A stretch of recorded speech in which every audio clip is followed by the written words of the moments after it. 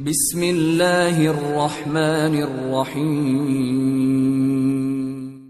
اس کے بعد نواب بہادر حیدر علی خان نے جو جنگیں انگریزوں، نظام دکن اور مرہٹہ سرداروں سے لڑیں، ان سب میں شہزادہ ٹیپو برابر شریک رہا اور اپنے جری اور حوصلہ مند والد کی پشت سے پشت ملا کر داد عیش دیتا رہا۔ نواب بہادر حیدر علی خان اور ٹیپو سلطان نے انگریزوں، نظام حیدر آباد اور مرہٹوں کو اس قدر زجر کیا کہ وہ صلح کرنے پر مجبور ہو گئے۔ سب سے پہلے مرہٹہ سردار نے حیدر علی سے دوستی کا معاہدہ کیا اور اپنی فوج لے کر دوسری طرف نکل گیا۔ نظام کو اس خبر نے ہلا کر رکھ دیا۔ اس نے فوراً اپنی دیوان رکن الدولہ کے ذریعے صلح کا پیغام بھیجا اور مندرجہ ذیل شرائط پر صلح ہوئی۔ نواب محفوظ خان، نواب محمد علی والاجا کا بڑا بھائی، کی بیٹی شہزادہ ٹیپو کے عقد میں آئے گی۔ نواب محفوظ خان بحیثیت میر انوار الدین کے بڑے بیٹے ہونے کے صوبیدار ارکاٹ مقرر ہوں اور وہ اپنا حق ٹیپو سلطان کو تفویض کر دیں۔ نواب حیدر علی خان اور نظام حیدر آباد ہمیشہ ایک دوسرے کے حلیف رہیں گے۔ نواب حیدر علی اور نظام حیدر آباد متفقہ طور پر محمد علی والیجا کو معزول کرنے کی کوشش کریں گے۔ نواب حیدر علی اگر چاہتے تو مدراس پر حملہ کر کے جنوبی ہند سے انگریزوں کے قدم ہمیشہ کے لیے اکاڑ سکتے تھے، مگر انہوں نے مغلوب دشمن کے ساتھ ایسی نرم شرائط رکھی جن پر لوگوں کو افسوس ہوا۔ انگریزوں نے یہ شرطیں تسلیم کرنے میں پل بھر دیر نہ لگائی۔ شرائطیں یہ تھی: آئندہ فریقین ایک دوسرے کے مددگار رہیں گے، فریقین ایک دوسرے کے مقبوضہ جات اور قیدی واپس کر دیں گے، علاقہ کرور جو محمد علی والاجا کی ملکیت تھا آئندہ سے نواب حیدر علی خان کی ملکیت تصور ہوگا۔ حیدر علی نے اپنی فتح کی یادگار مدراس میں اس طرح چھوڑی کہ ان کے حکم سے انگریزوں نے ایک پتھر پر کندہ ہوا کتبہ قلعہ سینٹ جارج کے دروازے پر لگا دیا، جس پر دکھایا گیا تھا کہ گورنر مدراس اور اس کی ممبر کونسل حیدر علی کے سامنے دو زانوں بیٹھے ہیں اور حیدر علی خان ایک ممبر کی ناک کو جو ہاتھی کی سونڈ کی طرح لمبی تھی پکڑ کر کھینچ رہے ہیں، جس میں سے اشرفیاں گر رہی تھی، اور کرنل سمتھ ایک طرح صلح نامہ ہاتھ میں لیے اپنی تلوار توڑ کر رکھ رہا ہے۔ نواب حیدر علی خان کی فتوحات اور انگریزوں اور نواب کے درمیان صلح نامہ مدراس کی خبر جب مرہٹوں کے پیشوا مادوراؤ کو پہنچی تو وہ غصے سے بلبلا اٹھا۔ اس کی سمجھ میں یہ نہ آ رہا تھا کہ وہ حیدر علی خان، جسے اس نے صرف 5 سال پیشتر سرنگا پٹنم کے مضافات میں ایک زبردست شکست سے دوچار کیا تھا، اس نے اس مختصر عرصے میں اتنی بڑی طاقت کیسے جمع کر لی کہ انگریزوں کو نواب کی شرائط پر صلح کرنا پڑی۔ چنانچہ اس نے اپنے عالی دماغ وزیر نانا فرنویس سے استفسار کیا: نانا فرنویس، کیا یہ سچ ہے کہ حیدر علی خان جب مدراس سے صلح کر کے سرنگا پٹم واپس آیا تو اس کے لشکر کے جلوس میں 50,000 جرار سوار، 80,000 پیادے اور 4,000 بندوقچی شامل تھے؟ وزیر نانا فرنویس نے بڑی متانت سے جواب دیا: پیشوائے محترم، میری اطلاعات کے مطابق نواب حیدر علی خان کے لشکری اس تعداد میں توپ خانہ اور بانو بم برداروں کی تعداد شامل نہیں۔ ہمارے جاسوسوں کا اندازہ ہے کہ اس وقت نواب کے پاس بہترین اسلحہ کے ساتھ 1.5 لاکھ کا لشکر کیل کانٹے سے درست کھڑا ہے اور اس وقت نواب کا کوئی مد مقابل نہیں۔ نانا فرنویس کا آخری جملہ سن کر مرہٹوں کے سپہ سالار ترمک راؤ کے تن بدن میں آگ لگ گئی۔ وہ چٹخ کر بولا: وزیر اعظم کی عقل و فراست پر کوئی شک و شبہ نہیں کیا جا سکتا، لیکن ان کا یہ کہنا درست معلوم نہیں ہوتا کہ اس وقت حیدر علی کا کوئی مقابل نہیں۔ کیا یہ غلط ہے کہ مرہٹہ لشکر نے سرنگا پٹنم پہنچ کے حیدر علی کو شکست فاش دی تھی اور اس نے 7 لاکھ کی رقم دے کر اپنی جان بچائی تھی؟ ذرا ٹھہرو ترمک راؤ، پونا کے پیشوا نے ترمک راؤ کی بات کاٹ دی۔ ہمیں یاد پڑتا ہے کہ حیدر علی خان نے ہمیں 7 لاکھ کی ادائیگی کی تھی اور 50 لاکھ مزید ادا کرنے کا وعدہ کیا تھا۔ پیشوائے اعظم نے بالکل درست فرمایا۔ ترمک راؤ کے بولنے سے پہلے ہی نانا فرنویس نے بات درمیان سے اچک لی۔ دراصل اسے ترمک راؤ کا اپنی اور پیشوا کی گفتگو میں دخل دینا سخت ناگوار گزرا تھا۔ نانا فرنویس نے ذرا توقف اور سانس لینے کے بعد اپنی بات پوری کی۔ پونا کے دربار کی 50 لاکھ کی رقم حیدر علی کی طرف پچھلے 5 سال سے واجب الادا چلی آ رہی ہے، مگر نواب نے اس سلسلہ میں کوئی پیش رفت نہیں کی اور نہ ادائیگی کے لیے مزید وقت کی درخواست کی ہے۔ ان حالات میں کیا یہ بہتر نہ ہوگا کہ نواب سے رقم کی ادائیگی کا سختی سے مطالبہ کیا جائے؟ سختی سے مطالبہ؟ مادوراؤ نے یہ الفاظ زیر لب دہرائے۔ تم نے ٹھیک کہا نانا فرنویس، حیدر علی سے واقعی سختی سے مطالبہ کیا جائے گا، مگر یہ مطالبہ زبانی یا تحریری نہیں ہوگا، بلکہ ہم یہ مطالبہ نوک شمشیر اور توپ خانہ کی زبان سے کریں گے۔ کیوں ترمک راؤ، تمہارا کیا خیال ہے؟ پیشوا نے ترمک راؤ کو براہ راست مخاطب کیا تو اس کا سینہ مسرت سے پھول گیا۔ اس نے شمشیر پر ہاتھ رکھ کر کہا: غلام صرف پیشوا کے حکم کا منتظر ہے، بہادر تو میدان جنگ کا نغمہ سننے کے لیے ہر وقت تیار رہتے ہیں۔ پیشوا نے اسی وقت فیصلہ کر دیا: ہم تمہاری بات سے خوش ہوئے ترمک راؤ، تمہیں لشکر کی تیاری کا حکم دیا جاتا ہے، ہم حیدر علی کے پاس خود جائیں گے اور اس سے 50 لاکھ کی رقم معسود کے وصول کریں گے۔ اس کے بعد ہمارا لشکر سرا پر اپنی عملداری قائم کرے گا تاکہ جنوبی ہند میں مرہٹہ طاقت کو شہنشاہیت کے روپ میں ڈالا جا سکے۔ ایسا ہی ہوگا پیشوائے اعظم۔ ترمک راؤ نے فوراً اس کی ہاں میں ہاں ملائی۔ جنوبی ہند میں مرہٹہ سورج ایک بار پھر چمکے گا۔ نواب حیدر علی خان کے ذمے 50 لاکھ کی واجب الادا رقم کا قصہ اس طرح ہے کہ 1761 میں بھی اسی طرح مرہٹوں نے عیسیٰ جی کی سرداری میں سرنگا پٹنم پر یلغار کی تھی، اور نواب نے اپنی مختصر فوج کے ساتھ مرہٹہ کو اس قدر پریشان کیا تھا کہ وہ صلح کرنے پر مجبور ہو گئے تھے۔ حیدر علی بھی ان سے جان چھڑانا چاہتے تھے، اس لیے انہوں نے 12 محل کا علاقہ مرہٹوں کو دینے کا اعلان کیا اور صلح ہو گئی۔ عیسیٰ جی خوش اپنے لشکر کے ساتھ 12 محل پر قبضہ کرنے کے لیے روانہ ہوا، مگر جب وہ 12 محل پہنچا تو حیدری قلعہ داروں نے اسے قبضہ دینے سے انکار کر دیا۔ عیسیٰ جی کے لیے یہ صورتحال بڑی پریشان کن تھی۔ اسے حیدر علی اور 12 محل کے قلعہ داروں پر بہت غصہ آیا۔ آخر اس نے فیصلہ کیا کہ وہ 12 محل کے تمام قلعوں کی اینٹ سے اینٹ بجا دے گا اور انہیں منہدم کر کے زمین کے برابر کر دے گا۔ عیسیٰ جی کے ارادے بڑے خطرناک تھے، مگر اسی وقت مرہٹوں کی طاقت کو ایک ایسا دھچکا لگا کہ شمالی ہند میں ان کی قوت کا شیرازہ بکھر کر رہ گیا۔ مرہٹوں نے مسلمان فاتح احمد شاہ ابدالی کے ہاتھوں پانی پت کی تیسری جنگ میں ایسی شرمناک شکست کھائی کہ انہیں شمالی ہند چھوڑ کے پونا میں پناہ حاصل کرنا پڑی۔ پانی پت کے میدان میں مرہٹوں کی شکست کی خبر عیسیٰ جی کو ملی تو اس کے ارادوں پر اوس پڑ گئی اور وہ مرہٹہ لشکر لے کر فوراً پونا واپس ہو گیا۔ اس کے بعد ہی پونا کے حالات بدل گئے۔ مرہٹوں کے پیشوا بالاجی باجی راؤ کا انتقال ہوا اور اس کی جگہ پونا کی گدی پر مادھو راؤ بیٹھا۔ اس نے مرہٹہ لشکر کو از سرنو ترتیب دیا۔ اس وقت نواب حیدر علی خان کا جنوبی ہند میں توتی بول رہا تھا۔ مادھو راؤ کو حیدر علی کا اقتدار پسند نہ آیا اور اس نے 1 لاکھ سوار، 60,000 پیادے اور 50,000 تیر اندازوں کے ساتھ سرنگا پٹنم پر چڑھائی کر دی۔ حیدر علی کو مادھو راؤ کے آنے کی خبر ملی تو وہ مقابلے کے لیے نکلے اور ماگڑی کے جنگل میں گات لگا کر مرہٹہ ہراول پر حملہ کر کے اسے پوری طرح تباہ کر دیا۔ مادھو راؤ نے ایک فوج 12 محل پر قبضہ کے لیے بھی روانہ کی تھی۔ اس فوج کو حیدر علی کے پنڈاروں نے گاجر مولی کی طرح کاٹ کر رکھ دیا تھا۔ مادھو راؤ ان 2 شکستوں سے گھبرا اٹھا۔ ادھر حیدر علی بھی مرہٹوں کو کسی نہ کسی طرح واپس کرنا چاہتے تھے، اس لیے انہوں نے 7 لاکھ روپے مادھو راؤ کو بھجوائے اور یہ وعدہ کیا کہ وہ 50 لاکھ روپے بطور تاوان مزید ادا کریں گے، بشرط یہ کہ مرہٹہ لشکر پونا واپس ہو جائے۔ مادھو راؤ نے اس پیشکش کو فوراً قبول کر لیا۔ وہ 7 لاکھ کی رقم لیے پونا لوٹ گیا۔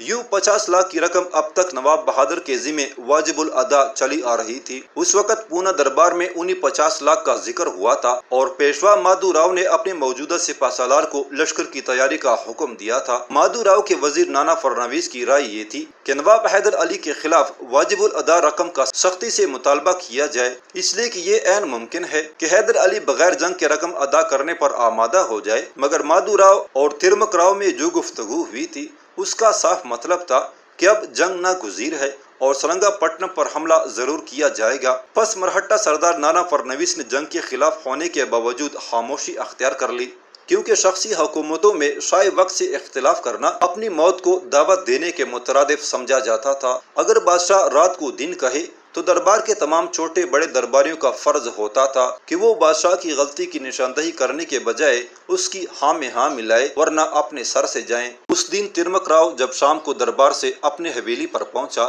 تو خوشی کے مارے پھولے نہ سما رہا تھا۔ ترمک راؤ نے سپہ سالار کی حیثیت سے کئی لڑائیاں لڑی تھی اور ان میں فتح حاصل کی تھی، لیکن وہ صرف لڑائیاں تھی، انہیں جنگ کا نام نہیں دیا جا سکتا تھا۔ ترمک راؤ کا خیال تھا جنگ تو اب ہوگی اور اسے اپنی بہادری کے پورے جوہر دکھانے کا موقع ملے گا۔ اس کا خیال کسی حد تک صحیح بھی تھا، اس لیے کہ جنوبی ہند میں اگر مرہٹوں کے بعد کوئی اور طاقت تھی تو وہ نواب حیدر علی خان کی ریاست میسور تھی، جسے نواب بہادر نے سلطنت خداداد کا نام دیا تھا۔ یوں تو نظام دکن اور مدراس کی بدیسی حاکموں یعنی ایسٹ انڈیا کمپنی کے انگریزوں کی بھی ایک طاقت تھی، مگر وہ دونوں ہی نواب حیدر علی سے یا تو شکست کھا چکے تھے یا انہوں نے نواب سے دوستی کے معاہدے کر لیے تھے۔ سب سے آخری معاہدہ مدراس تھا، جس کی مندرجات سے ظاہر تھا کہ انگریزوں نے نواب بہادر سے کس قدر دب کے اور خائف ہو کر یہ معاہدہ کیا تھا۔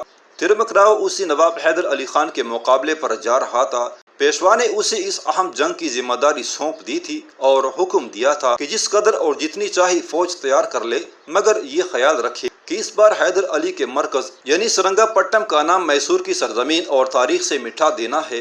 ترمک راؤ کو جوان تو نہیں کہا جا سکتا تھا، اس لیے کہ اس کی عمر 50 سے تجاوز کر چکی تھی، مگر بظاہر وہ ایک تنومند اور مضبوط کاٹی کا انسان تھا اور اس میں بلا کی پھرتی اور طاقت تھی۔ مرہٹے عام طور پر دراز قامت نہ ہوتے تھے، لیکن ترمک راؤ کا قد عام مرہٹوں سے کچھ نکلتا ہوا تھا اور شکل و شباہت سے بھی وہ ایک باروب سپہ سالار معلوم ہوتا تھا۔ بہادری کے ساتھ ساتھ ترمک راؤ میں حسن پرستی کا جذبہ بھی بدرجہ عتم موجود تھا۔ یوں تو اس کے تصرف میں بہت سی حسین عورتیں تھیں جنہیں اس نے ایک بڑی حویلی میں رکھا تھا اور وہیں ان کے قیام و طعام کا معقول انتظام کیا ہوا تھا، لیکن اس حویلی کی طرف اس کا جانا بہت کم ہوتا تھا، کیونکہ پونا ہی میں اس کی 2 حویلیاں اور تھیں جو اسے اتنا وقت نہ دیتی تھیں کہ وہ بڑی حویلی کی طرف جا سکے۔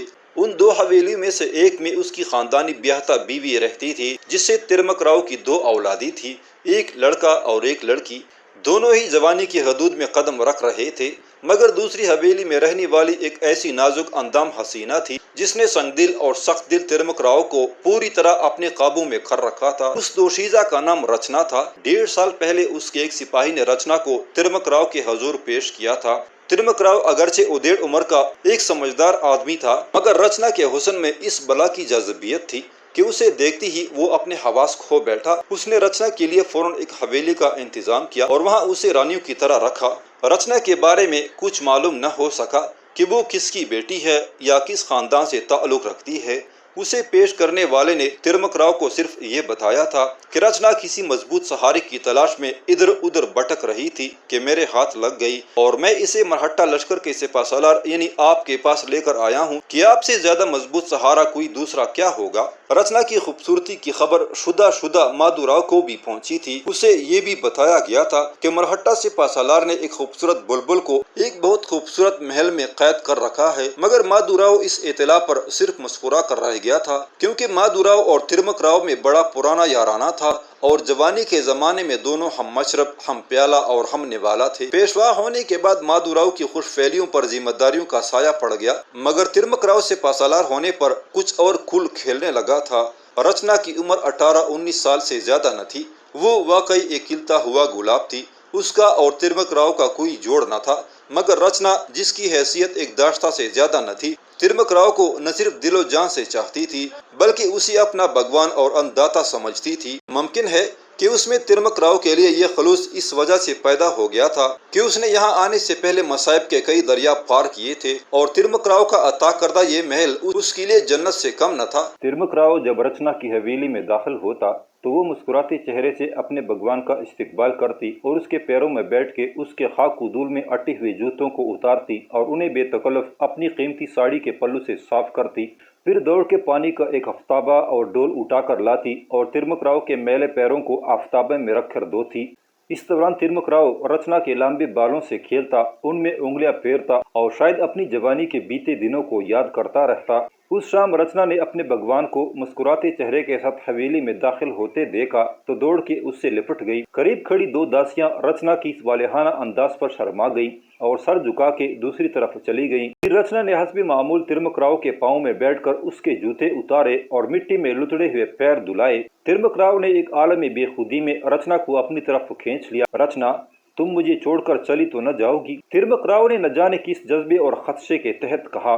رچنا نے کسمساتے ہوئے کہا، آپ میرے بھگوان ہیں، بھگوان بھلے ہی اپنے پجارن سے منہ پھیر لیں، مگر پجارن اپنے بھگوان کو چھوڑ کر کہاں جا سکتی ہے؟ ترمک راؤ نے ایک ٹھنڈی سانس لی۔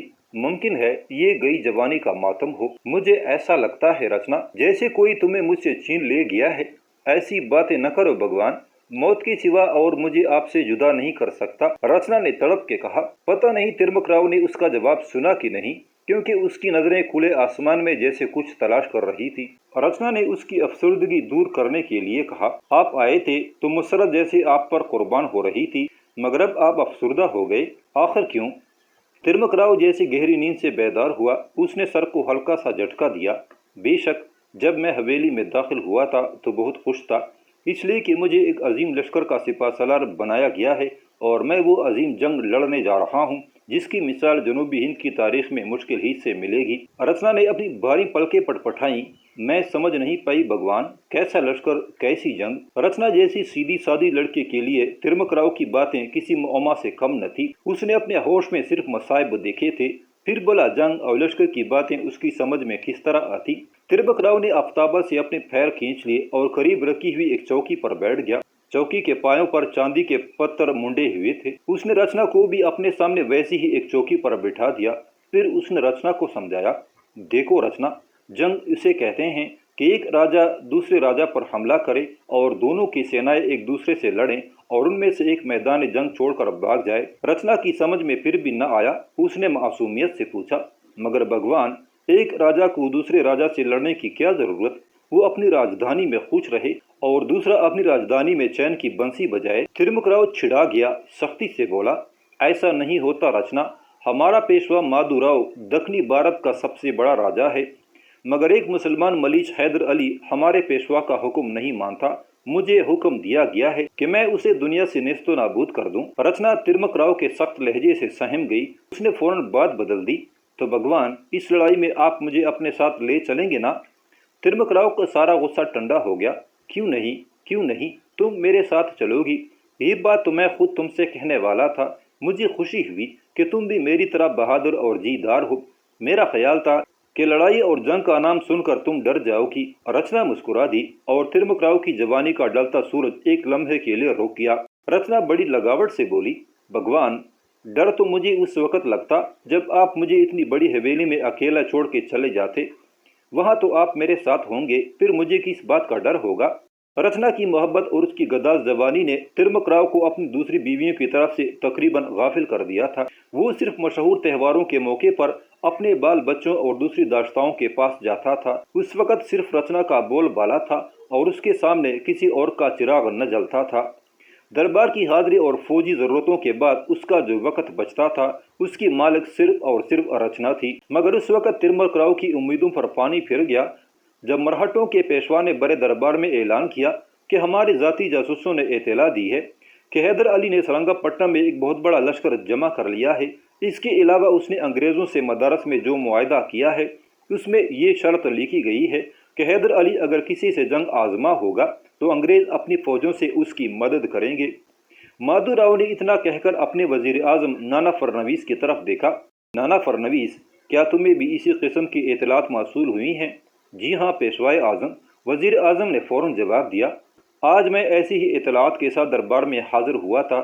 مجھے تو یہاں تک معلوم ہوا ہے کہ حیدر علی نے مدراس سے انگریزی فوج کے کچھ دستے سرنگا پٹم بلوا لیے ہیں اور خیال ہے کہ وہ کسی بڑی جنگ کی تیاری میں مصروف ہیں۔ وزیر اعظم نے یہ بات اتنے وثوق سے کہی تھی کہ پیشوا اور سارے درباری حیران رہ گئے، سوائے سپہ سالار ترمک راؤ کے۔ اسے وزیر اعظم پر سخت غصہ آ رہا تھا۔ آخر اس سے ضبط نہ ہوا اور وہ بول ہی پڑا، پیشوائے اعظم، میں جاسوسوں کی بات رد تو نہیں کرتا، لیکن یہ ضرور کہوں گا کہ ان باتوں میں بہت زیادہ مبالغہ ہے۔ حیدر علی کی طاقت اتنی نہیں بڑی ہے کہ اس پر قابو نہ پایا جا سکے۔ میں اسے سرنگا پٹم سے نکلنے نہ دوں گا اور وہیں اس کی قبر بنے گی۔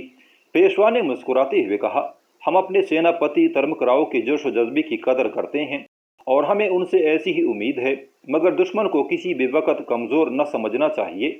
اس لیے ہم نے فیصلہ کیا ہے کہ میسور کے خلاف ہم بذات خود اپنے لشکر کی کمان سنبھالیں گے۔ وزیر اعظم نانا فرنویس اور سینا پتی ترمک راؤ ہمارے نائب کی حیثیت سے اس جنگ میں ہمارے مددگار ہوں گے۔ وزیر اعظم نہ جانے کیوں پیشوا کے اس فیصلے سے خوش ہوا۔ اس کے چہرے پر مسرت کی چمک پیدا ہوئی۔ اس کے برعکس ترمک راؤ کو جیسے سانپ سونگھ گیا۔ اس کا چہرہ دھواں دھواں ہو گیا تھا۔ جو کچھ کسر باقی رہ گئی تھی وہ پیشوا کے اگلے اعلان نے پوری کر دی۔ مادو راؤ پیشوا نے کہا، مزید یہ اعلان کیا جاتا ہے کہ چونکہ یہ جنگ مرہٹہ قوم کی زندگی اور موت کی حیثیت رکھتی ہے، اس لیے اس جنگ کے دوران جنگ میں حصہ لینے والوں کو اپنے ساتھ بال بچوں یا کسی اور عورت کو لے جانے یا ساتھ رکھنے کی قطعی اجازت نہ ہوگی۔ ترمک راؤ کے دل میں مچلتے ہوئے جذبات بالکل ہی ٹھنڈے پڑ گئے۔ اس نے سوچا تھا کہ اس مہم میں رچنا اس کے ساتھ ہوگی۔ پونا میں بھی رچنا ہی اس کے ساتھ ہوتی تھی اور وہ کسی عورت سے گر رات نہ گزارتا تھا، مگر اس مہم میں رچنا کا اس کے ساتھ ہونا اس کے لیے نعمت سے کم نہ ہوگا، اس لیے کہ وہ مرہٹہ لشکر کا سپہ سالار ہوگا۔ وہاں صرف اس کا حکم چلے گا۔ وہ جیسے چاہے گا جنگ کرے گا اور جس طرح چاہے گا اپنی جان تمنا رچنا کے ساتھ گل چھڑے اڑائے گا، مگر آج کے اعلان نے اس کے تمام منصوبے خاک میں ملا دیے تھے، اور جب وہ شام کو دربار سے حویلی پہنچا تو اس کا توبڑا پھولا ہوا تھا۔ رچنا اسے دیکھ کر ڈر گئی۔ خیر تو ہے بھگوان، آج آپ بہت خاموش ہیں۔ یہ کہتے ہوئے رچنا نے اس کے جوتے کھولنے کے بجائے اس کے گلے میں اپنی باہیں حمائل کر دیں۔ ترمک راؤ کے بجھے ہوئے دل میں جوانی کی ایک چنگاری چٹخی، اس نے بھی رچنا کو اپنی باہوں میں سمیٹ لیا۔ اس نے ٹھنڈی سانس لے کر کہا، یہ جو اپنا مہا منتری ہے نا، ارے وہی نانا فرنویس، بڑا خبیث ہے یہ۔ اس نے پیشوا کو ڈرا دیا ہے کہ حیدر علی کے پاس بہت بڑا لشکر ہے۔ پیشوا بھی عجیب ہی آدمی ہے، اس نے بھی نانا فرنویس کی بات کا یقین کر لیا۔ میں نے کہا بھی کہ یہ خبر غلط ہے اور دشمنوں کی اڑائی ہوئی افواہ ہے، مگر پیشوا نے میری ایک نہ سنی اور اعلان کر دیا کہ فوجوں کی وہ خود سرداری کرے گا۔ رچنا گھبرا گئی۔ اس نے پوچھا، تو کیا پیشوا نے آپ کو سرداری سے ہٹا دیا ہے؟ یہ کہتے ہوئے اس کے ہونٹ کپ کپا رہے تھے۔ دراصل رچنا کو ترمک راؤ سے کوئی دلچسپی نہ تھی، بلکہ وہ تو اس مضبوط سہارے کی قدر کرتی تھی جو ترمک راؤ کو مرہٹہ سپہ سالار ہونے کی حیثیت سے حاصل تھا۔ ارے پگلی، یہ کیسے ہو سکتا ہے؟ سپہ سالار تو میں ہی رہوں گا، مگر اب حکم پیشوا کا چلے گا، وہ جس طرح چاہیں گے فوجوں کو لڑائیں گے۔ ترمک راؤ نے اسے سمجھایا، یہ تو میرے لیے بہت اچھا ہوا۔ رچنا نے اس طرح کہا جیسے یہ اس کے لیے کوئی اہم بات ہی نہ تھی۔ ترمک راؤ اس کا منہ دیکھنے لگا۔ کیوں اچھا کیوں ہوا؟ تجھے اس سے کیا ملے گا؟ ترمک راؤ کے لہجے میں تلخی آ گئی۔ وہ اس بولی لڑکی کو کیسے سمجھا تھا کہ پیشوا کی موجودگی میں اس کی حیثیت ایک معمولی سپاہی سے زیادہ نہ ہوگی۔ رچنا نے ترمک راؤ کی تلخی کا جواب ایک بھرپور ادا سے دیا۔ وہ بولی، رچنا کو اس سے یہ ملے گا کہ اس کا بھگوان جنگ کے دنوں میں بھی اپنی پجارن کے پاس رہے گا، آپ کو لڑائی کے جھنجھٹوں سے چھٹکارا مل جائے گا، اور آپ دن بھر کی لڑائی کے بعد بے فکر ہو کر میرے پاس آیا کریں گے۔ تیرا یہی خیال غلط ہے رچنا، ترمک راؤ نے افسردگی سے جواب دیا۔ اگر ایسا ہوتا تو مجھے کوئی غم نہ ہوتا، مگر پیشوا نے میدان جنگ میں عورتوں کو ساتھ لے جانے سے منع کر دیا ہے۔ کیا کہا آپ نے؟ رچنا کا دل مسرت سے جھوم اٹھا تھا، مگر اسے مصنوعی حیرت اپنی آنکھوں میں سجانا پڑی تھی۔ اس کا مطلب ہے کہ میں آپ کے ساتھ نہیں جا سکوں گی۔ اب تم سمجھی ہو اصل بات، ترمک راؤ بولا۔ پیشوا نے تمام لشکریوں کو اپنے ساتھ عورتوں کو لے جانے سے منع کر دیا ہے، مگر اب کیا ہوگا؟ میں آپ کے بنا اکیلے کیسی رہوں گی؟ رچنا نے اپنی آواز میں افسردگی شامل کر لی تھی۔ دراصل وہ جنگ پر جانے سے گھبراتی تھی، مگر ترمک راؤ کے حکم سے انکار بھی نہ کر سکتی تھی۔ اب اس نے چین کا سانس لیا تھا۔ اس نے ظاہر یہی کیا تھا کہ اسے ترمک راؤ کے ساتھ نہ جانے کا بے حد افسوس ہے اور اس کے بغیر اس کا وقت اچھا نہ گزرے گا۔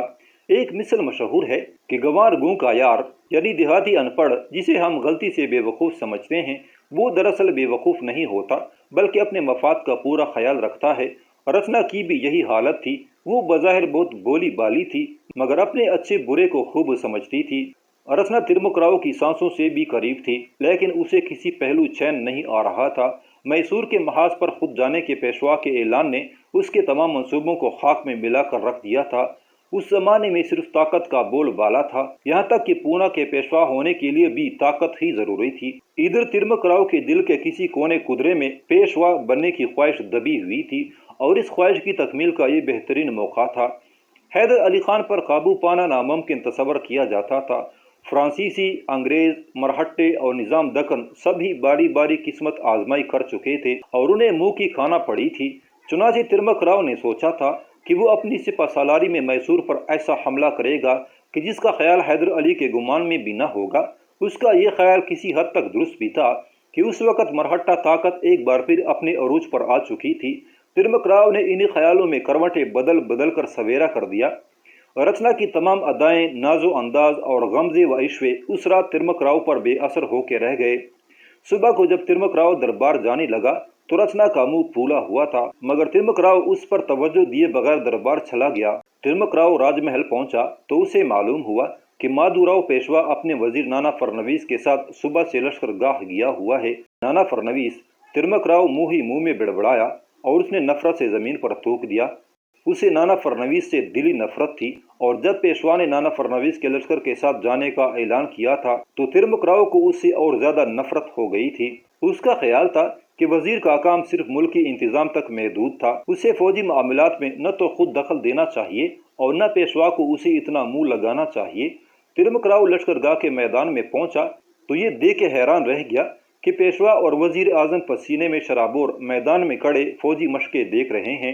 پیشوا تو ایک ہی جگہ کھڑا تھا، مگر وزیر اعظم باغ باغ کر ایک سے دوسری صف میں جا رہا تھا۔ ترمک راؤ کی تن بدن میں آگ لگ گئی، مگر پیشوا کی وجہ سے کچھ نہ کہہ سکا۔ مرہٹہ لشکرگاہ میں 2 ہفتے تک فوجیں اکٹھی ہوتی رہیں۔ تمام مرہٹہ علاقوں کو حکم بھیجا گیا تھا کہ پیشوا بذات خود ایک اہم مہم پر روانہ ہو رہا ہے، اس لیے تمام مرہٹہ سردار اور وہ سردار جو مرہٹوں کے حلیف ہیں اپنے اپنے لشکر کے ساتھ جلد از جلد پونا پہنچ جائیں۔